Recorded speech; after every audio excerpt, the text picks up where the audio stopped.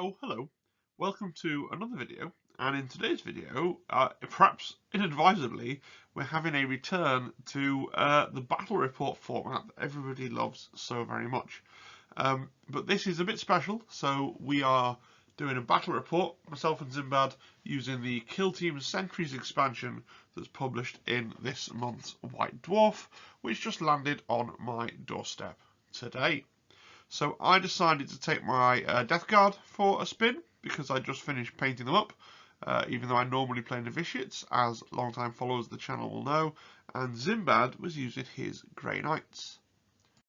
Before we get into the battle report, I just want to take a closer look at Zimbad's Grey Knights because they are converted and they are the nicest Grey Knights kill team I have seen anywhere on the internet. Now, he is absolutely insane because of how he's converted these. The legs are from the multi-part Blade Guard veteran kit. The torsos are actually Grey Knight Terminator torsos with the sort of the power plants on the backs sort of shaved down and cut off so that they can take regular backpacks. And the arms are a mixture, I think, of the Blade Guard arms as well as the Storm Bolters from the regular Power Armoured Grey Knights, and the heads and the backpacks from the regular Power Armoured Grey Knights. So, yeah, very expensive conversions for sure, because especially now that they come, all those things I mentioned come in boxes of 5, so he's had to buy 2 boxes to get the extra model and everything else. So, very expensive, but I really do think they're lovely. I really do think they're lovely, and he's done excellent work painting the swords as well. That really jumps out to me. So yeah, just to showcase those a little bit. I can't talk exactly about how much he painted them, or how he painted them, what methods he used, because he didn't tell me. But yeah, they're really, really good conversions. They're really tall, they're really chunky, they look really good next to the Plague Marines that are a larger scale. So awesome. Right, we played the Sentries expansion from White Dwarf. I did a whole video on this, so we're just gonna briefly cover it off here before we get into it. If you haven't got your White Dwarf yet or watched my video looking at the leaked rules, we played mission 1, secure the approach, because I thought it looked like the most balanced mission available. Okay, because as much as the Sentries phase favours the attacker, the defender gets a slightly easier board to defend, so that's what we thought we'd go for. The idea in the Sentries phase, it replaces the scouting phase, and it's like a little mini game where the defender has 2 sentries, but you have to roll off to see who has control of them, and then whoever has control of them gets to roll d6, and they move that many inches. The sentries are trying to be able to get line of sight on on the attacking agent, whereas the attacker is running around trying to perform various objectives. In the case of this game, the attacker is trying to secure the approach, so you're trying to basically spend an action point on up to 3 of the objectives. So after you've done it 3 times, it will raise the alarm anyway, but you can basically secure 3 of the objective markers in advance so that you don't have to spend an action point to secure them. You know, we were both playing 3 APL teams, so it was never going to make a massive difference anyway, because you'd tend to have that spare AP to unlock the objectives, but we thought we'd give the mission a go. So this is the Sentry phase, so Sentry, turn 1, and so here we go. This is so I chose my Death Guard fighter with, he's got the scythe here, which is a little proxy that I do for the Plague Cleaver, right? And Zimbad chose 2 regular Grey Knight guys as his sentries. Unfortunately for him, I won the roll-off, so I sent them both to the back of the board. I could have sent them to the back corners of the board, but I didn't want to risk giving him line of sight anywhere, so I was keeping him right back behind all this terrain. Meanwhile, my character has simply leapt over this, turned on this objective, which is what this marker is for, and then he came here and then dashed this way and parked there. Sentry turn 2. Would you believe that I won the roll off again for both of the figures? I just kept rolling 5s and 6s, so I just left the Grey Knights parked at the top there, and for my own turn. You can't see where I've gone because what I've done is I've dashed over here.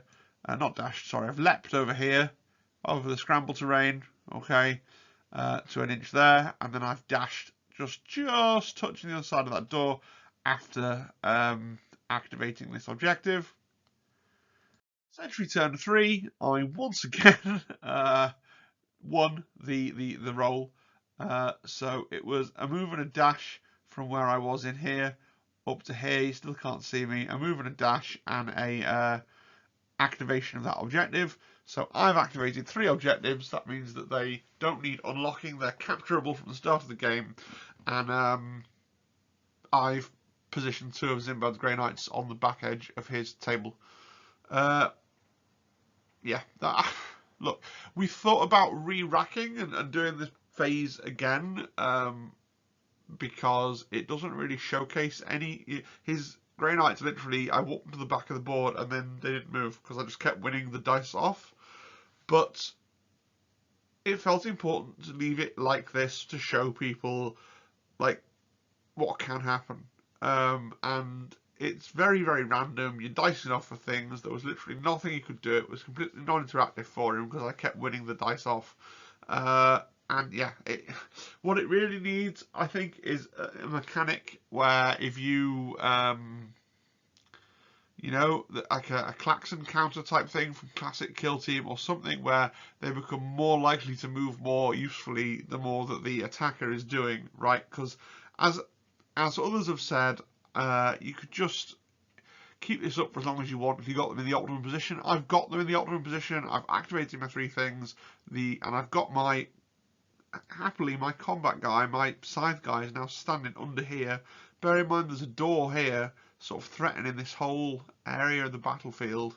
You know, before the game's even begun. So that's really, really powerful for me. It very much felt like my game to lose. You know, from this point onwards. So we go into the turn 1, first proper turning point.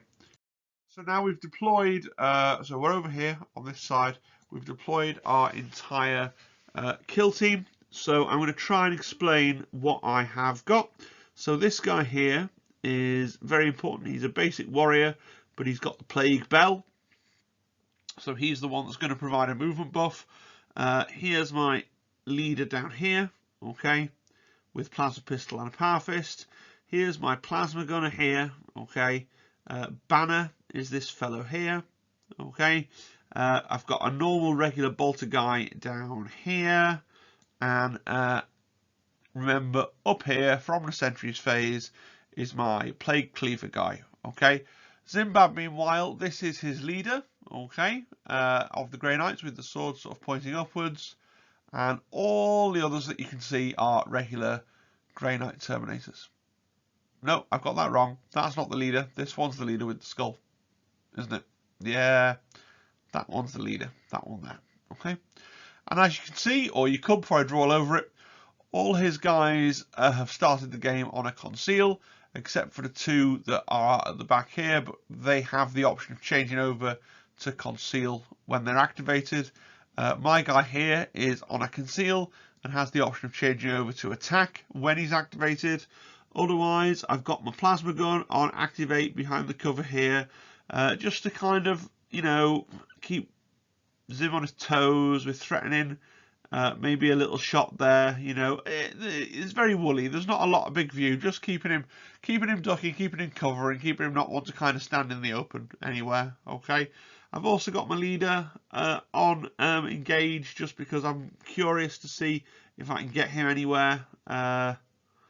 You know, he's got a plasma pistol, he's got a power fist. Maybe if Zimbad really moves and dashes to try and take the objective here, maybe my leader can come up and be a threat, pop out, shoot with a plasma pistol, something like that. So I thought I'd keep him on active.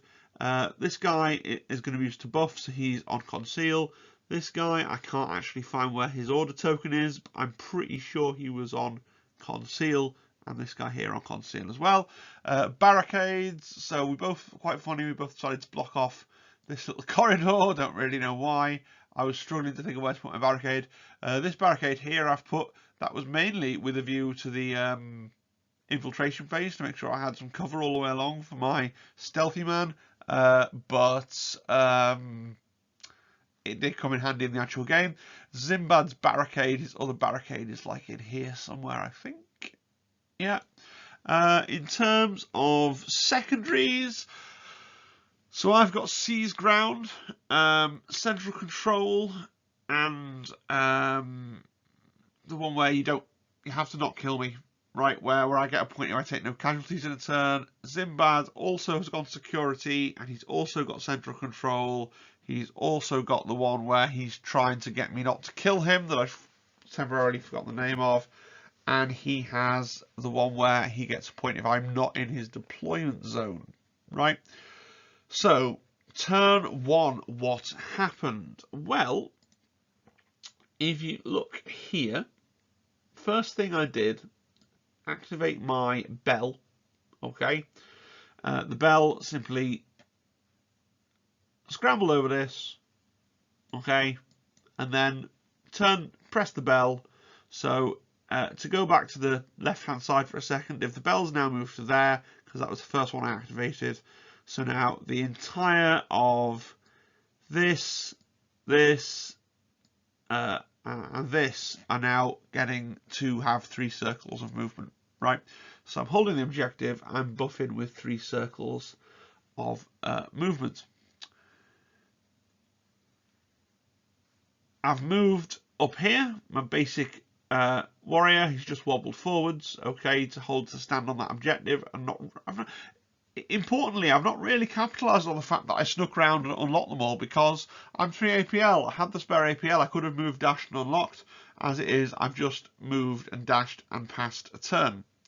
My leader, who remember was down here, has actually gone up full move and dash and gone through this door, and is now kind of here. So that's my leader's little triangle, okay, contesting this objective, but left on an attack, so he's in a very dangerous position. He's probably going to, this is where I'm playing very boldly, because I'm thinking, well, I'm Nurgle, I can, feel no pain my way out of trouble. My banner is heading up this way, okay, so my banner's now here, just heading him towards Central Control, where his extra AP for holding the middle will be useful, because I know Zimbad's also got Central Control.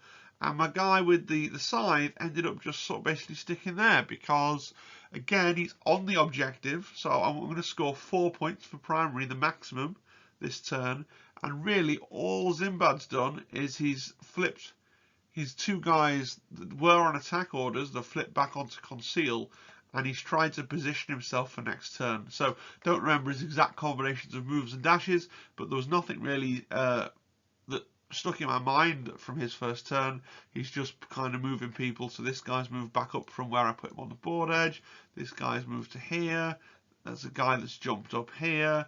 His boss is up here, kind of concealed on the vantage here. And there's a guy sneaking around the side here. And I think 1, 2, 3, 4, 5. There's another guy down the bottom here behind that barricade there. Okay, so that's turn 1. I'm scoring 4 from the primary. I am scoring 1 from Central Control.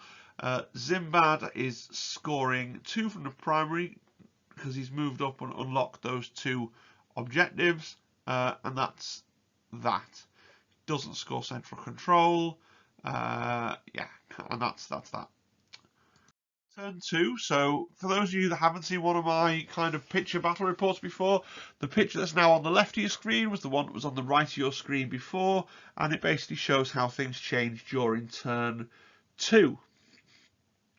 So I will kind of explain what I did. I might get the order wrong at certain points, but you'll get the gist of what happened and why I made the decisions. So this fellow, first of all, did nothing. He was kind of on an objective, holding the objective. At one point, I considered going onto an activate with him to take a shot at this Grey Knight that's moved up onto this objective, but I figured that actually that being on conceal behind the barricade and scoring the victory point was more valuable. So he's just kind of sat there like a bit of a muppet, to be perfectly honest. The banner has moved up. Okay, is still on a conceal, but has now moved right up again to get within second turn of scoring central control. Even though this Grey Knight is here with the banner, I've got the extra APL, so that's good. Now, important things that have happened here. You'll see there's a wound dice here of 3.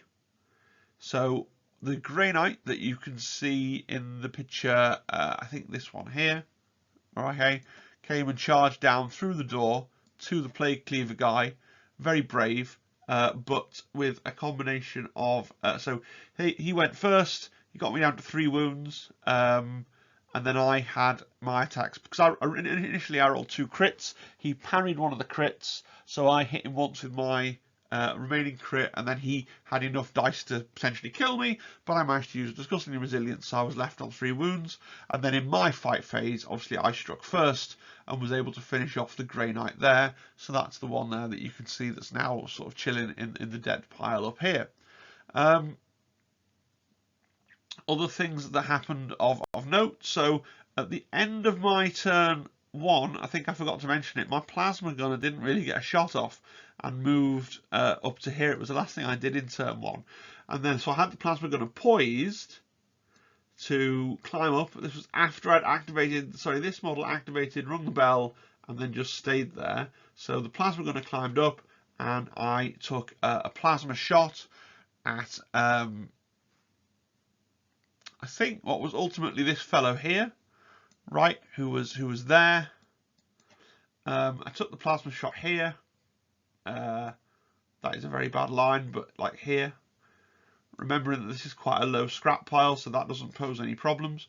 And as you can see, or you could until I'd covered it over, got him down to 6 wounds there. Okay, but then Zimbad activated him and moved him out of harm's way.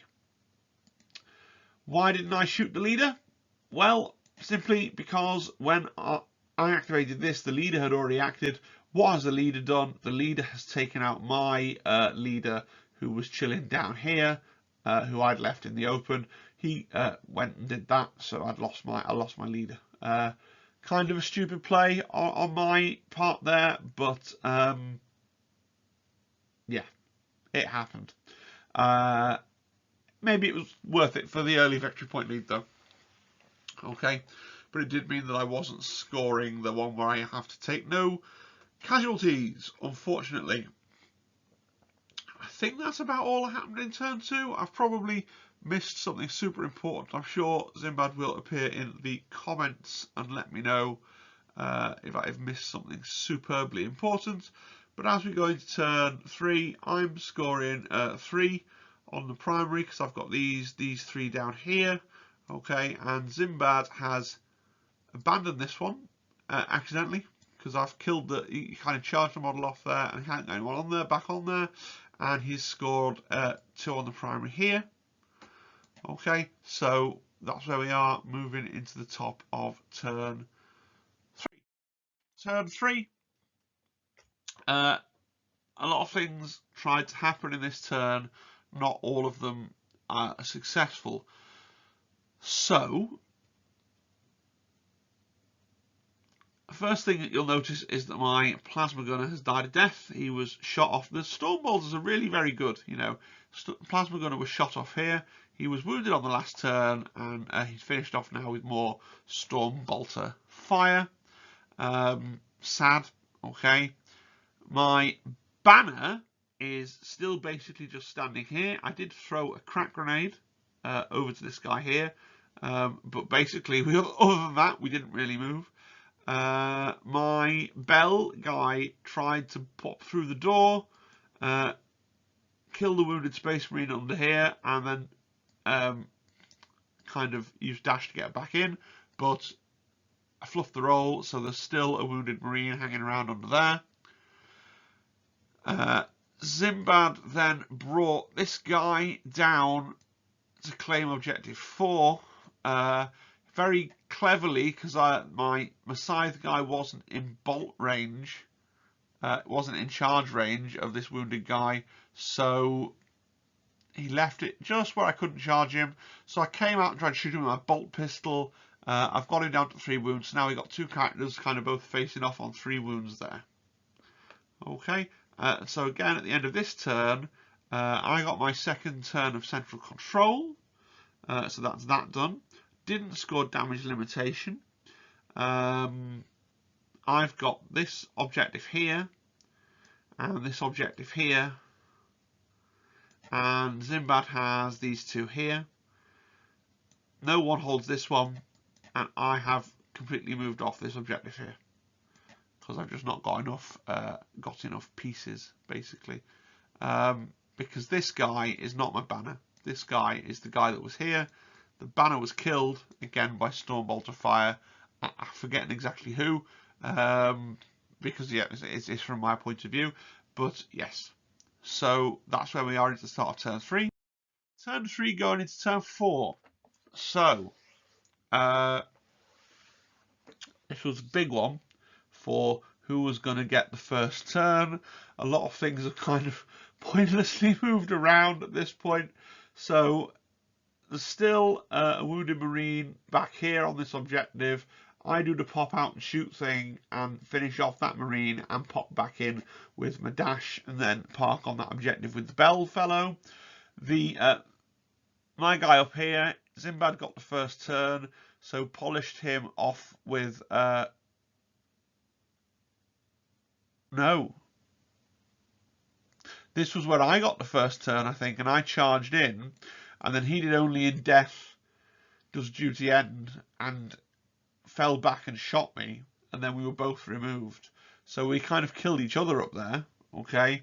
So then I have brought up, because I'm trying to score line breaker, not line breaker, I'm trying to prevent him scoring hold the line, right? So I then brought this guy up to here, positioning him to try and hold line breaker, positioning him to be on this objective, and to be within an inch of this piece of terrain to score the points for seized ground. But Zimbad's got this model left, the one over here, who's left all his wound tokens and things behind here, who just popped over here, almost killed me, seen there on 1 wound, a recurring theme to Death Guard as they kind of sit around on 1 wound a lot of the time, and was able to deny me this, so there's no end of game victory points for this, but I still had the objective. I denied him hold the line up there. So the Death Guard did win by about 2 points, I think it was, 2 victory points at the end. And the advantage that I got from the Sentries phase actually ultimately swung the game. Right? Like, having my scythe guy start so far up the field on an objective, that 3rd objective, there was no way, as Death Guard, there's no way you're going to get 4 objectives turn 1. The most you're going to hope for is 3 on that kind of board, because you get the 2 home objectives, and then you have to go for 1 of the 2 in the middle from your bell, because you can't have, unless you manage to get everyone bubbled up really tightly in the centre to get everybody benefiting from the bell, and then just have it all perfectly lined up. It's very, very difficult. So had a big advantage, an early first victory point from the Scythe guy. Yeah, only 1 VP, and there was more than 1 VP in it at the end, so I don't know whether that would have totally swung the game, but it made it my game to lose, and not just the victory point, but also having him up there, being a threat, causing a threat from so early on, keeping Zim from scoring his other home objective in turning point 1 and 2, when really you can kind of rely on scoring your home objectives usually. And what did Zimbag get in exchange? Like, what balancing factor was there? Well, I had thought the scenario with the layout was a little easier for the defender, because the defender's home objectives are closer together, but they're not close enough together that they actually overlap. There's nowhere that you can stand and hold both of the home objectives. And I will say Zimbad deployed the terrain, so he decided to put the heavy oil rig in between his 2 home objectives, which kind of neutered any advantage that he might have had there. bear in mind we picked the scenario thinking this was going to be one of the more balanced scenarios for the Sentry pack. And then, as it turned out, the entire three-step Sentry phase was totally uninteractive for my opponent because I happened to win the roll-off to control his guys. So his guys are standing at the back, picking their noses. My guy's walking around doing stuff. And yeah, the actual covert opsy, like flipping the objectives and activating them didn't make a big deal. Might have made a bigger deal if I'd been playing an AP2 team. But having the side up the board, that was a big deal. Right, having the fella up the board, and I will say as well, Zimban actually could have been the attacker. And this is perhaps the one choice that legitimately is his that lost him the game. He won the roll-off and could have chosen to be an attacker. He thought it would be funny with Death Guard having such a low movement value that he would find it easy to outmaneuver me and catch me out as the Sentries player. Versus my kind of infiltrator limping around with 2-circle move. But because of the way the scramble terrain was placed, I was able to like really agilely hop around and move over to scramble and get where I needed to be. So that was kind of the one decision that ended up costing him the entire game because of the way the scenario played out with the Sentries rolls. Now, we had a lot of fun. We're good mates. We were bantering all the way through and joking about things, and it was a pretty fun game, but I'm unconvinced that the new expansion pack really added anything. We were talking about it later on the car. I was driving him back to his house, and I was like, well, I don't think that playing the scenario without the Sentries Fate, I don't think the scenario really adds anything either. I don't want to be mean about it, because Games Workshop obviously have given us some content, and it's nice to get content, and I do want to do a separate video, actually, because there are 3 different things in the new White Dwarf.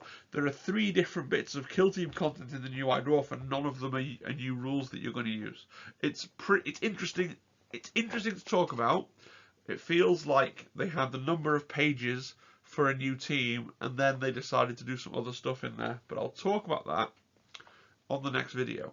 The game was longer, right? We were playing for longer because we had to do the mini game at the start. Now, one thing that's really interesting, and this page wasn't in the leaks, I'm going to talk about this in the next video when I review the White Dwarf with a lot of Kill Team content in. But they explicitly called out that the Sentries mission pack is designed for matched play. That is Games Workshop's intention. The words matched play are explicitly there. I don't see it. I could see Warhammer World dropping in a Sentries game into one of the 3 rounds of one of their tournaments. Me saying I could see them doing that isn't the same as me saying I want them to do that. I could just see it happening because Games Workshop is adamant that this is a match play thing. Now, Games Workshop is kind of across all its games, they're kind of inventing a 4th way to play because we kind of get to the point where we talk about organised play versus matched play, with organised play being a step above regular old matched play. So maybe that's what they mean. It's suitable for a balanced game among friends, but it wouldn't be suitable for an event. I don't know. Needless to say, when we play again next week, probably play again on Friday, I don't think, double check with Zim, I don't think we are in a real hurry to play another game from the Sentries pack. Although, if there's loads of comments down below that say, oh, I want to see more from the Sentries pack, please do, please show us, I want to see it, then maybe I can convince him that that's what we want to do. Maybe I'll let him be the attacker. I felt really bad because it was 3 rounds of me kind of doing cool stuff and his guys doing absolutely nothing. Alright, thank you. I hope you've enjoyed the video. So many people watch these videos, like 2/3 of the people that watch them aren't subscribed. If you subscribe, it would really help me out. Like the video if you liked it, dislike the video if you disliked it, comment if you'd like to contribute to the discussion, and if you're going to buy some stuff, use Element Games link in the description, and join the Discord as well. Yeah, all those things that help to grow a little community around my little channel here. That would be pretty neat. Alright, cheerio. Until next time, when I'll be doing a little bit of a rundown of what is in this month's White Dwarf for our game system. Cheery bye.